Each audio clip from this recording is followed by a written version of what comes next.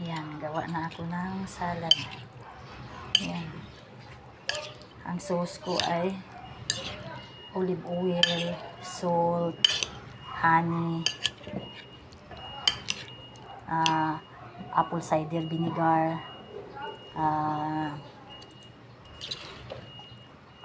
paminta na durog, yung black pepper. Ayan ang aking apple cider vinegar. Tapos yung honey ko, kumuha na ako dyan bago ko nalagyan ng yan na siya. Tapos may avocado, may tukwa, may pineapple, pipino, kamatis, repolyo.